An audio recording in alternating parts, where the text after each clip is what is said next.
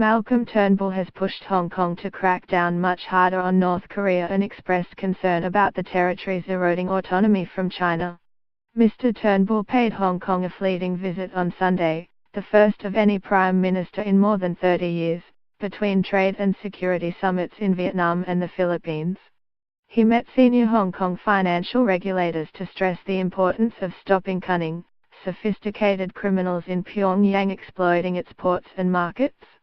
Mr. Turnbull urged regulators to ensure criminal organizations, terrorist organizations, criminal regimes like North Korea could not abuse the city to fund their missiles program. Whether it is arms, whether it is cybercrime, whether it is drugs, they are constantly seeking to raise money to finance their nuclear program, Mr. Turnbull told reporters before the meeting. It's vitally important that all of the financial sanctions, economic sanctions, imposed by the UN Security Council are enforced. Mr. Turnbull raised Australia's concerns about the erosion of Hong Kong's autonomy several times through his brief visit to the Chinese territory. Hong Kong is reeling from a crackdown on pro-democracy politicians and activists, which has seen some of them jailed. The Prime Minister raised the issue with financial regulators and with Hong Kong Chief Executive Carrie Lam, as well as during a function with Australian expatriates. I was talking this morning about one country, two systems and the rule of law, independent judiciary, strong transparent regulation here in Hong Kong, he told regulators. That is one of the key reasons why Hong Kong continues to be one of the most important financial centres in the world. Mr. Turnbull will push Beijing to allow this autonomy to continue when he meets with Chinese Premier Li Keqiang early this week.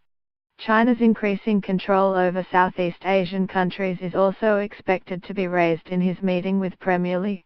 Our absolute vested interest is the maintenance of a stable rules-based order in the region where the smallest country cannot be pushed around by the biggest country, Mr. Turnbull said. The Prime Minister said everyone's got a lot to lose if this order falls apart. Mr. Turnbull will also push for much tighter economic sanctions on North Korea when he meets separately with Premier Li and US President Donald Trump in coming days. He expects Mr. Trump and Chinese President Xi Jinping, two very big men in every respect, to work together closely on the North Korean threat. If they can see eye to eye and cooperate on North Korea, for example, that regime will be brought back to its senses, Mr. Turnbull said. He added that the Chinese were as frustrated with North Korea's conduct as everybody else, but did not want to see the regime fall. But as it happens, they have the greatest economic leverage, that's just a fact, so they have the greatest ability to bring North Korea back to its senses, he said. Mr. Turnbull turned on the charm offensive during a barbecue at an Australian international school, with selfies and high fives in no short supply. The Chinese territory is home to more than 100,000 Australians, making it the second largest expatriate community behind London.